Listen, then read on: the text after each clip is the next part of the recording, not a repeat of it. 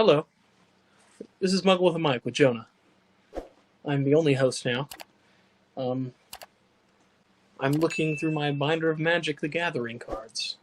Welcome everyone back to another episode of Muggle with a Mic. Katie here, and I'm joined by Jonah again. Hey, Jonah. Hi. We have been having, of course, every episode we have technical difficulties. This time it was me. So we're back. We got my camera set up and we're good to go. So, Jonah, you're here to talk about the Truman Show with me. Talk about the Truman Show, one of my favorite movies. Is it like, because you said top 50? It's in my top 10. Top 10? Oh, okay. It's in my top 10. It's my, oh gosh. It's my sixth. You know, numbers are a thing, but like I think it's my sixth favorite. Okay. What's the top? What's the 5 before that? Oh gosh. So this is Truman Show. I think number 5 is Whiplash. You ever seen Whiplash? Oh yeah. Number 4 is that gives band nerds like anxiety levels. I didn't watch it when I was in high school, which makes me really sad. Okay. I know I watched it when I was out of high school, which maybe made it better. Who knows? Yeah. My number 4 is a little tiny movie that you may have heard me talk about called Everything Everywhere All at Once. No, I don't think I've never talked about that one time. Yeah, when did it come out? Yeah, who knows? Not really. Number 2 is Little Miss Sunshine. Oh, yeah. Little Miss Sunshine. Carell, Volkswagen best movies, one of the best ensemble casts of all time, maybe the best. Abigail Breslin, right? Abigail Breslin got nominated for an Oscar. Youngest person to ever get nominated? No, I believe that would be, what's her name from one of the youngest. True Blood. True Grit? True Blood. No, who's the Paquin? Anna Paquin. Oh, that's right. She did get nominated for an Oscar for it's the movie that at 11, The Piano. Yes. I thought it was The Piano, but I wasn't sure. Jane Campion, right? Yeah. Yes. Right? Jane Campion? What, as the director? Yeah. Jane Campion, yes. Yeah. So she directed Power of the Dog. Do you really want me to go first? Okay. Yeah. Okay. Here is what I brought. Again, like I discussed last time, I don't really own mugs. Right. But I did find this nice little trinket. In case you didn't know, I worked at our local movie theater for a year and eternity. It was forever, but it was a year and a half. And during that time, the Batman was showing. And when the Batman was showing, we had these little snack packs for kids, you know, like a little drink and the candy and a little thing of popcorn for like $6. Great deal. But during the Batman, you could pay an extra $3 and you get this little trinket here. You get this little cup with a little bobblehead of Robert Pattinson's Batman. That's awesome. This tiny cup, which is smaller. It's crazy. It's smaller than I don't understand how you pay more for this, but it blew my mind. What we did was it's a shot glass on steroids. That's what it is. Exactly. What we did was we waited until people accidentally bought them and then threw them away after the movie. Then we pick them out of the trash can, clean them up, and keep them. Jonah! What are we going to do, hunt them down? We're going to hunt them down? They're garbage. But they drank out of them. Did I not say cleaned them out? Also, they use a straw. You said there's a little straw hole. I know, but still, I would always know some stranger drank out of that. Don't bother me. Do you think I've used this? Do you think I've used this? Why would I use this? Right, my mug. I'd love to see it. It does start with a B. So I went to a concert recently, and it was the Billy Joel concert. Oh, held at the Shoe in Columbus. You said Billie Eilish, and I was really confused. I was like, "What?"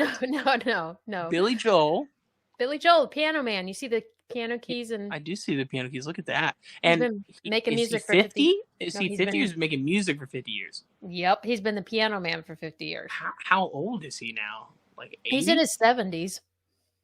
And guess who was with him? Stevie Nicks. Oh, Stevie Nicks. That's cool. Yeah. Was it a good concert? Yeah. Oh, I thought you were going to say it was actually kind of disappointing. It was a little underwhelming. Billy could never. That's fair. Disappoint. I mean, of when we did Piano Man and the whole crowd sang, one of the choruses. And then when he did Scenes from an Italian Restaurant, I was so excited. That's my favorite song of his. And he did a lot of other great songs. There is no bad Billy Joel song. Like Taylor, Billy Joel. I'm not going to say anything, but yeah, cool. Cool. I ain't trying to get killed. I ain't trying. But I do love Taylor. So is that your favorite concert you've ever been to? Oh, I like all concerts because I love live music, and I really think everyone should go support live music no matter what, if it's a small town thing or Billy Joel at the Shoe.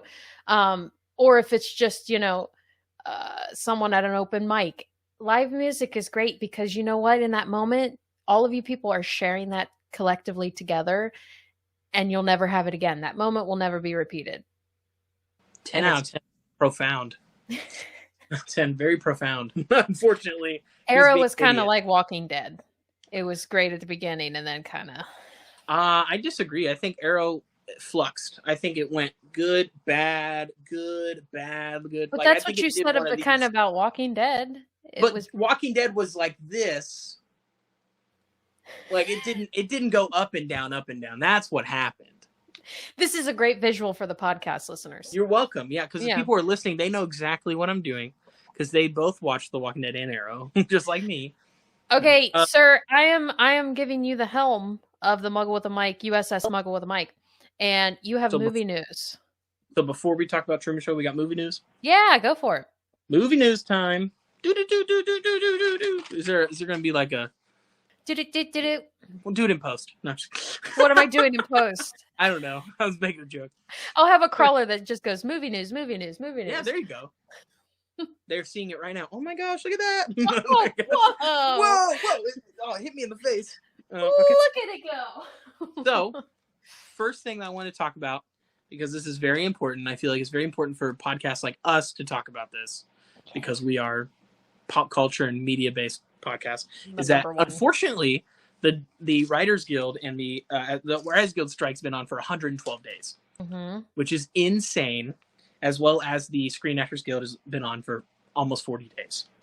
And I just wanted to quickly mention some movies that people are really looking forward to that have unfortunately been delayed due to this strike, and that you need to pay your writers because unfortunately, or else you're not going to get Avatar 3. You're not going to get Deadpool 3, which just wrapped shooting recently. You're not going to get Lilo and Stitch. Tragic. I know, right? You're not going to get the live action Moana. I didn't know what reaction you were going for. This is why I'm not an actress.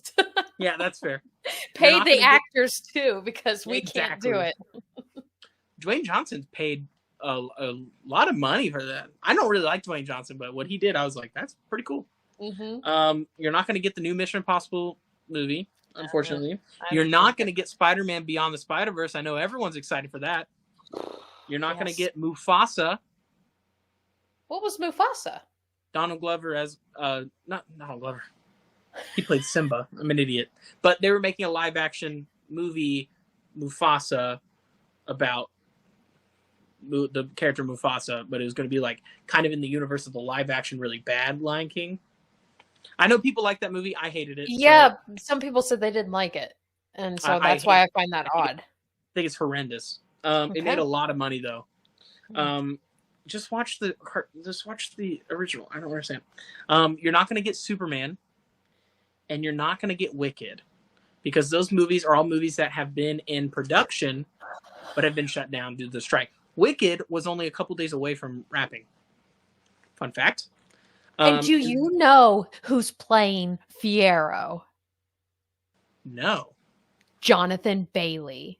Oh, that's cool. Well, do you want to hear my opinion? Have you seen Wicked? I love Wicked. Yes. Okay. You aren't gonna like when I watched it live. You were not going to like my opinion then. Do you want to hear what I thought of Wicked? I saw Wicked on Broadway. Are you talking about the musical? Like on stage Wicked? Okay, I need to get in my serenity mindset so that I don't overreact to what you're about to say. Notably, I've only seen it once, and it was 4 years ago. I think Act 1 is really good and a lot of fun, and obviously the music throughout in both acts are amazing.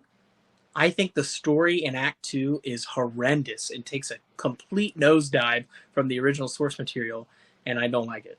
I just don't like it. The story did not interest me, and I don't like it at all. Okay, so when it comes to musicals for me, it's hard for me to have an opinion of, like, my opinion mostly comes from the soundtrack, from the music itself. Soundtrack's great.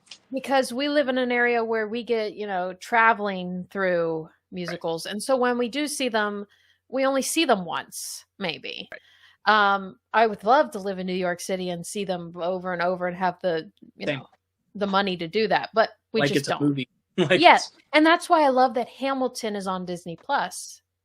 It gives everyone the access to watch it once, twice, as many times as you want. And Shrek the Musical's on Netflix. Is it really? It's been on Netflix for years. Shrek the Musical's great. I got rid of Netflix. But it was just too expensive. But understand. So when it comes to musicals, it's always about the music for me. Yes, it's about the live performances, like we just talked about how important that is. But when it comes to the music, Wicked is my childhood. That came out when I was in high school, so I hold a special place in my heart for it's Wicked. Cool. So we'll get into let's talk about the Truman Show, the movie, and then like reality television and why people love it. People crave it. Yeah. So why do you love this movie, Jonah? I remember watching the movie for the first time in middle school. I'm talking about middle school a lot today. I guess that's whenever I reminisce.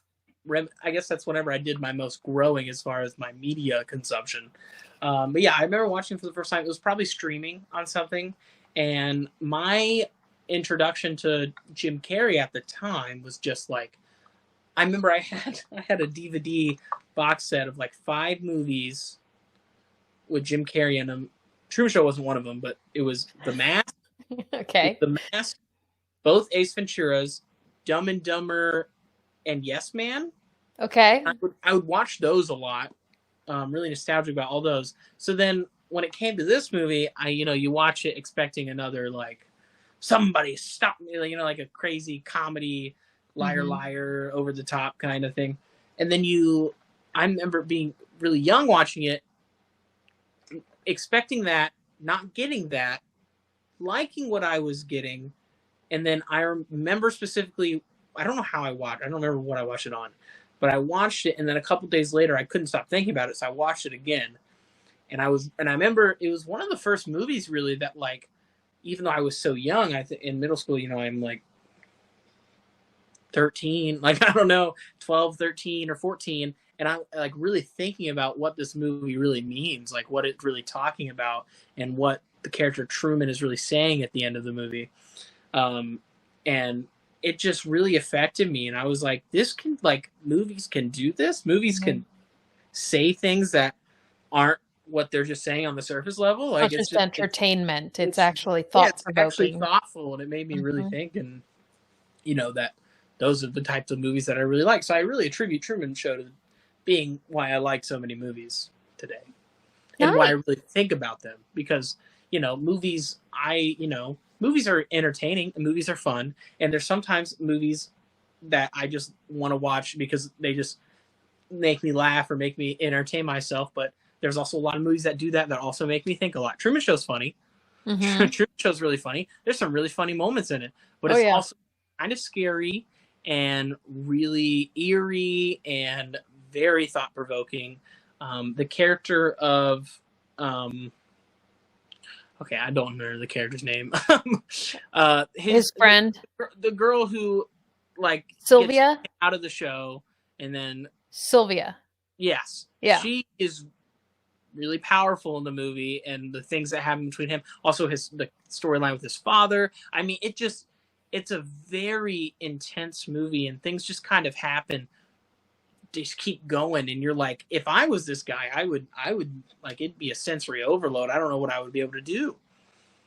No, it's funny you saying that it's one of the first movies where it was thought provoking and it wasn't just a movie, it was, life, giving you more perspective on life.